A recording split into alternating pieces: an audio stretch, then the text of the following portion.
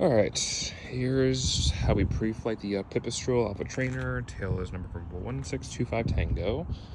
Over here at Sarasota, Florida, we're just prepping up for some night touch and goes. First thing I like to do personally is sump the fuel, so that way I know right away if something's wrong with it or whatever, and also check the amount that we have currently. So you want to get yourself a good sump of it, a good sample of it, I should say, excuse me.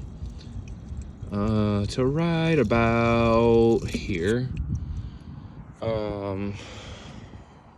Like that, nothing's in there, we're good. So then you want to come up here, and how am I going to do this one-handed? I don't know. Open up your fuel cap. You take your sump cup, and you put it all right back up in there. Just like so. Whoops. And you put it right back on. Make sure it's tight as well so it doesn't fly off during the flight. No pun intended. All right, and then next, so make sure your fuel valve is closed again after that. Take your, oh, that was very dramatic. Gust lock off of it. Make sure your flight controls are free and correct, just like so. And then I'll turn on my master generator, turn on my lights, open up my air brakes, let all this fire up for a sec. Check your landing light, that's on. Air brakes come up, make sure there's nothing in them, no like cracks or whatever. Also check your leading edge while you're at it, make sure there's no like dents from bird strikes or anything. Cool. And check the other side of it. Go around, and then make sure there's no dents on the fuselage while we're at it. All right, tail lights going. Then you come around. Other air brakes are good. Strobe lights on this side is good. And also one thing I forgot to mention too, you want to make sure your air brakes deploy simultaneously. So yeah. Cool, so once you go back in here, immediately turn your lights off. And also retract your air brakes, you don't need that anymore. So that we don't forget to close them back up. Go up into here, go to your fuel calculator, see we're full of our gas, 13 gallons. I'm just gonna leave it at 12.5, it's fine. And then you also wanna check your amps and volts, which are good. You wanna make sure the volts are within 12 and 14, and the amps, if they're like a negative, it's fine. But yeah. Open up this little sub right here. Make sure everything's all plugged into this side. There's also an aircraft out and about that's kind of making a lot of noise, so I apologize for that. And check your gas tank, that's full. All right. Rudder cables, make sure those are visible and they're good to go. Circuit breakers aren't popped out.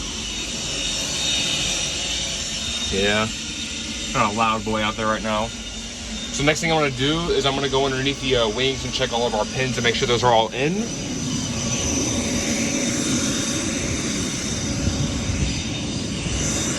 So basically under the wings, you're not going to see because it's kind of dark, but there's little like locking pins that you want to check on and make sure they're good. Another one here. There's another one here, that's good. Another one here, that's good. There's one right here, that's good. Check the landing gear, make sure nothing like leaking out of it or whatever. Extended data plates. Check your Jesus piece up here, make sure that's in there, not falling off or anything. After that, I want to check your parachute cover, make sure that's in there. Come down here, make sure your antennas are all in. What's it called? Yes, I think that's your fuel drainage hole. So if there's an overflow of fuel, it's going to come right out of that little clear tube. Make sure this is sealed up as well for your parachute. Check your landing gear, make sure that's good. Want to check the 5 bolts in this side as well. I think that's what they're called, bolts. I have to look checking the POH for that because this aircraft was built in Europe, so they name things very unique names. Okay, it's all good. We're going to check our pitot cover, like so. That's good. Alright, now the fun part, we're gonna check our oil and our propellers. So I want to take the covers off. And also, fun fact, the Pipistrel can be equipped with both a wooden prop, not both of them, but it can be equipped with either a wooden prop or a carbon fiber helix propeller. This one has the carbon fiber, so here's what it looks like if you don't have one of those. Just make sure there's no chips in it or anything. You want to make sure your cowling's all in there, no missing screws. Air intakes, make sure those are good. And then checking the oil, because this is a dry sump, we're going to do this in an interesting way. We want to open up the cap, just like so. Check your coolant, that's a 50/50. And then what we're going to do is we're essentially going to burp this thing. So we're literally just going to spin the prop around several times. And also, I would highly recommend you make sure that the ignition is not in the key's not in the ignition. I know it's not in this one because I've never put it in there in the first place, but if you want to be safe and do so, I would check to make sure your key's not in the ignition so you don't accidentally start this thing. So you're basically going to keep twisting your propeller here until it makes like a burping sound. It's going to sound like a toilet flushing almost. There we go. It's kind of hard to do it one-handed, so there we go. So unfortunately, you're not really going to be able to hear it on the video because the that large tri-jet, I think it's a Falcon that just came in. You're not going to hear it. But basically, you want to make sure that your dipstick is within the flat spots. Which in this case, we're in the flat spots. We're good. Because right here in the dipstick, you have little flat spots in this. So you just want to make sure of that. And we're good. I mean, don't forget to put your cover back on. Put that cover back in there. Front landing gear, just make sure this struts clean. I like to just like pick the nose up a little bit, bounce it around, make sure it's good. And then yeah, whenever you're done,